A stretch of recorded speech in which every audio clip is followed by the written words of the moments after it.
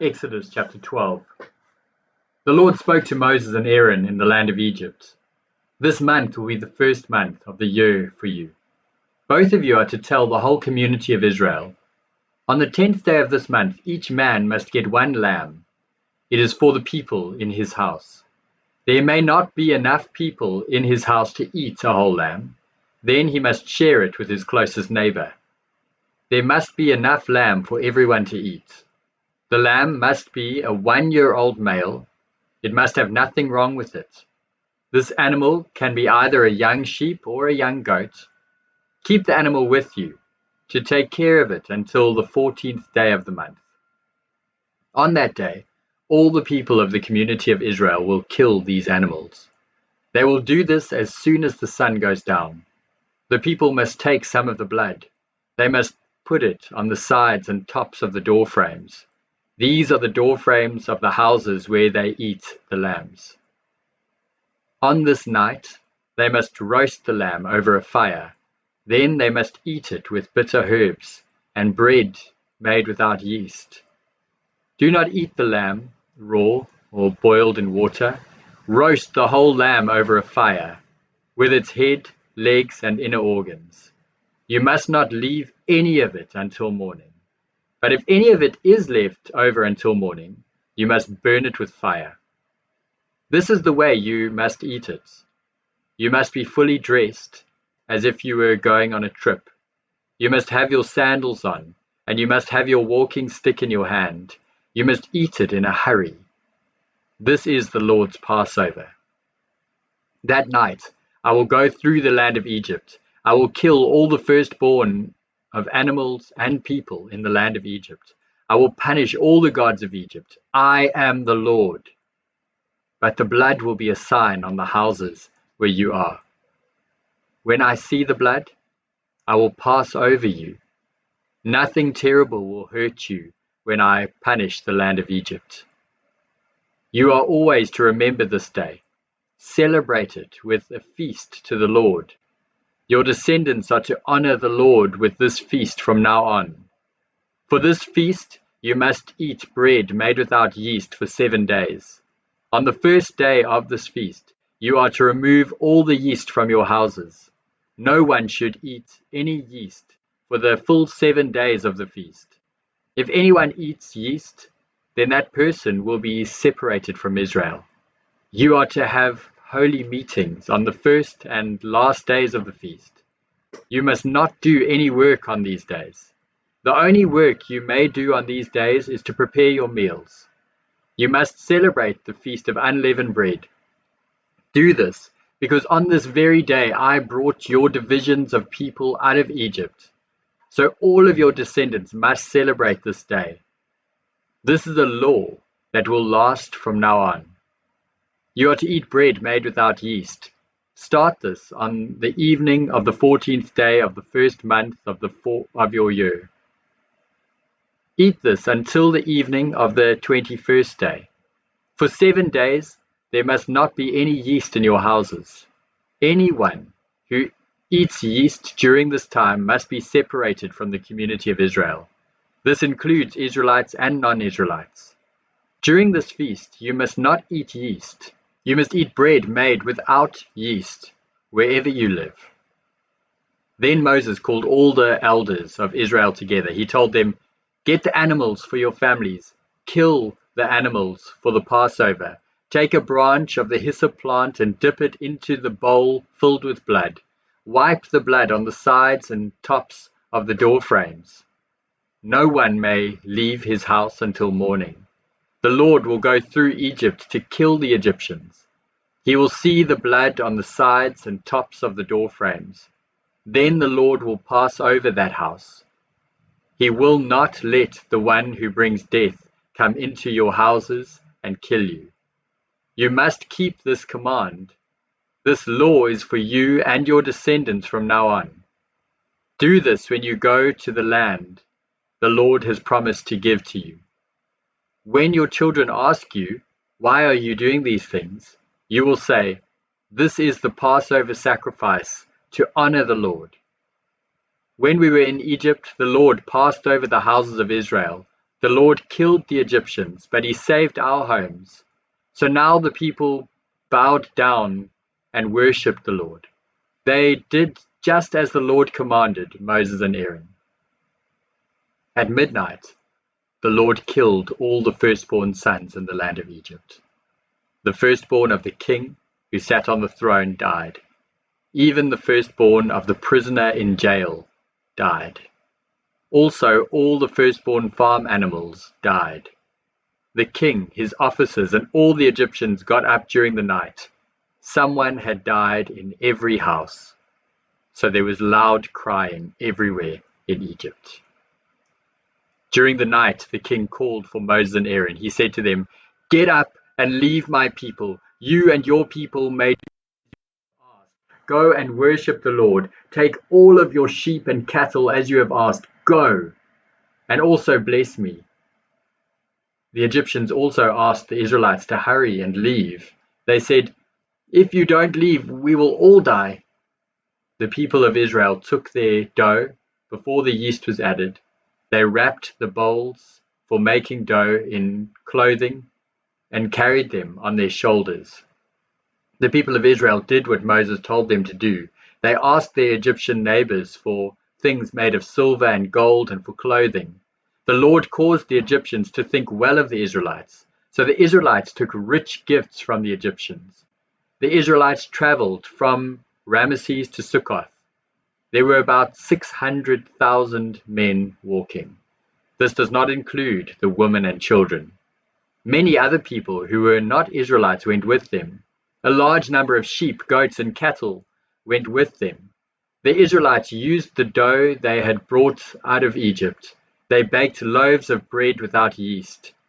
The dough had no yeast in it because they had been rushed out of Egypt. So they had no time to get food ready for their trip. The people of Israel had lived in Egypt for 430 years. On the day the 430 years ended, the Lord's divisions of people left Egypt. That night, the Lord kept watch to bring them out of Egypt. So on this same night, the Israelites are to keep watch. They are to do this to honor the Lord from now on. The Lord told Moses and Aaron, "Here are the rules for Passover. No foreigner is to eat the Passover. Suppose a person buys a slave and circumcises him, then the slave may eat the Passover. But no one who lives for a short time in your country may eat it. No hired worker may eat it. The meal must be eaten inside the house. None of the meat is to be taken outside the house. Don't break any of the bones. The whole community of Israel must take part in this feast. A foreigner who lives with you may share in the Lord's Passover, but first all the males in his house must be circumcised. Then, since he will be like a citizen of Israel, he may share in the meal. But a man who is not circumcised may not eat the Passover meal. The same rules apply to an Israelite born in the country, and they apply to a foreigner living there." So all the Israelites did just as the Lord had commanded Moses and Aaron.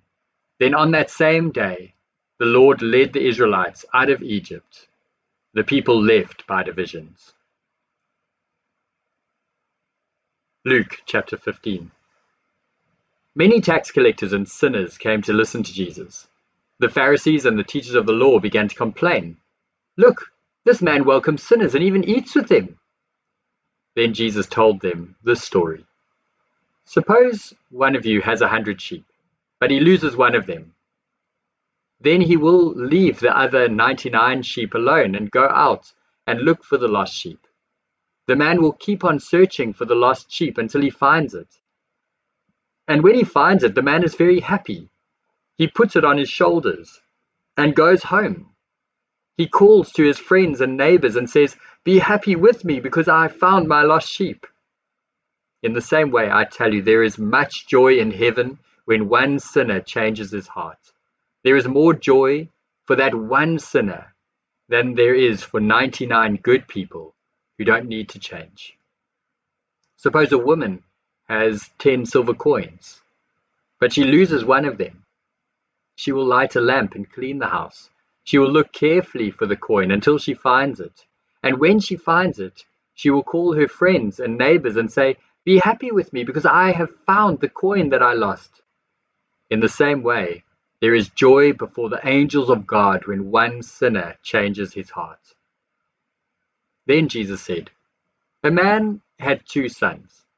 The younger son said to his father, 'Give me my share of the property.' So the father divided the property between his 2 sons. Then the younger son gathered up all that was his and left. He traveled far away to another country. There he wasted his money in foolish living. He spent everything that he had. Soon after that, the land became very dry and there was no rain. There was not enough food to eat anywhere in the country. The son was hungry and needed money, so he got a job with one of the citizens there. The man sent the son into the fields to feed pigs. The son was so hungry that he was willing to eat the food the pigs were eating, but no one gave him anything. The son realized that he had been very foolish. He thought, "All of my father's servants have plenty of food, but I am here almost dying with hunger.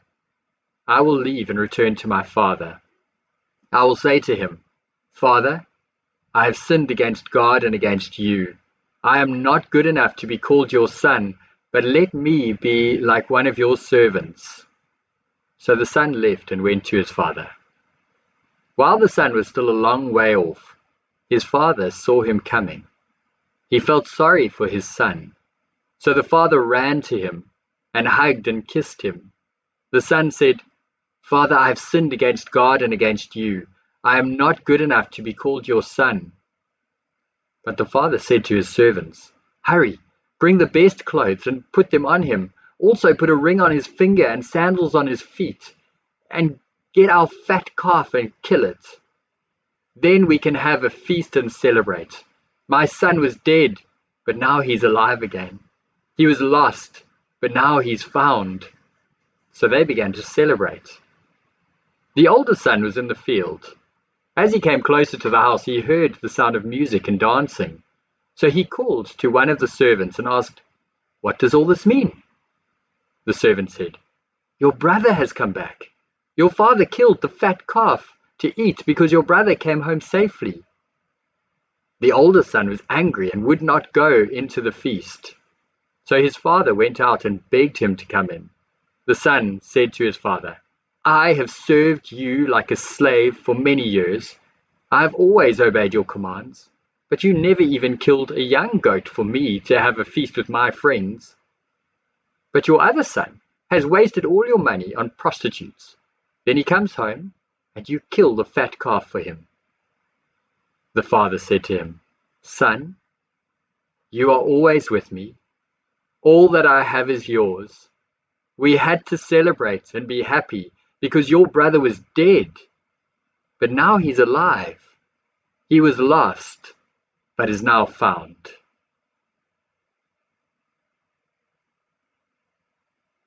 Job chapter 30. But now men who are younger than I make fun of me. I would not have even let their fathers sit with my sheepdogs. Their hands had no strength to help me. They had even lost their strength to work.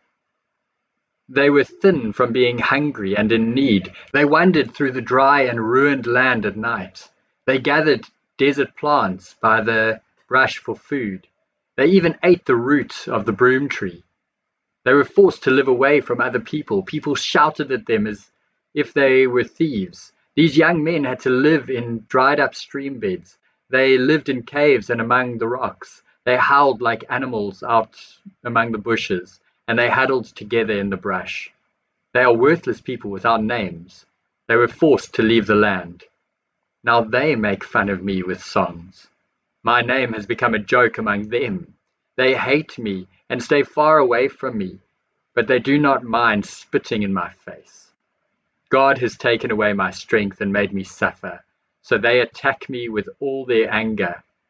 On my right side they attack me like a mob. They lay traps for my feet. They prepare to attack me. They break up my road They work to destroy me. Anyone stopping them. They go forward as if through a hole in the wall. They roll in among the ruins. Great fears overwhelm me. They blow my honor away as if by a great wind. My safety disappears like a cloud. Now my life is almost over. My days are full of suffering. At night my bones ache. Gnawing pains never stop. In his great power, God grabs hold of my clothing. He chokes me with the collar of my coat. He throws me into the mud, and I become like dirt and ashes. I cry out to you, God, but you do not answer. I stand up, but you just look at me. You turn on me without mercy. You attack me with your powerful hand. You snatch me up and throw me into the wind. You toss me about in the storm. I know you will bring me down to death. You will bring me to the place where all living people must go. Surely no one would hurt a ruined man when he cries for help in his time of trouble. I have cried for those who are in trouble. My soul has been very sad for poor people. But when I hoped for good, only evil came to me. When I looked for light, darkness came. I never stop being upset inside. Days of suffering are ahead of me. I have become black, but not by the sun. I stand up in public and cry for help. It is as if I have become a brother to wild dogs and a friend to ostriches. My skin becomes black and peels off. My body burns with fever. My harp is tuned for singing a sad song, and my flute is tuned for the sound of loud crying. 1 Corinthians 16. Now I will write about the collection of money for God's people. Do the same thing that I told the Galatian churches to do. On the first day of every week, each one of you should put aside as much money as you can from what you are blessed with. You should save it up so that you will not have to collect money after I come. When I arrive, I will send some men to take your gift to Jerusalem. These will be men who you all agree should go. I will send them with letters of introduction. If it seems good for me to go also, these men will go along with me. I plan to go through Macedonia, so I will come to you after I go through there. Maybe I will stay with you for a time. I might even stay all winter. Then you can help me with my trip wherever I go. I do not want to come to see you now because I would have to leave to go other places. I hope to stay a long time with you if the Lord allows it. But I will stay at Ephesus until Pentecost. I will stay because a good opportunity for a great and growing work has been given to me now, and there are many people working against me. Timothy might come to you. Try to make him feel comfortable with you. He is working for the Lord just as I am. So none of you should refuse to accept Timothy. Help him on his trip in peace, so that he can come back to me. I am expecting him to come back with the brothers. Now, about our brother Apollos, I strongly encouraged him to visit you with the other brothers, but he was sure that he did not want to go now. But when he has the opportunity, he will go to you. Be careful. Continue strong in the faith. Have courage and be strong. Do everything in love. You know that the family of Stephanus were the first believers in southern Greece. They have given themselves to the service of God's people. I ask you, brothers, to follow the leading of people like these and anyone else who works and serves with them. I'm happy that Stephanus, Fortunus, and Aristarchus have come. You are not here, but they have filled your place. They have given rest to my spirit and to yours. You should recognize the value of men like these. The churches in the country of Asia send greetings to you. Aquila and Priscilla greet you in the Lord. Also the church that meets in their house greets you. All the brothers here send greetings. Give each other a holy kiss when you meet. I am Paul, and I am writing this greeting with my own hand. If anyone does not love the Lord, then let him be separated from God, lost forever. Come, O Lord. The grace of the Lord Jesus be with you. My love be with all of you in Christ Jesus.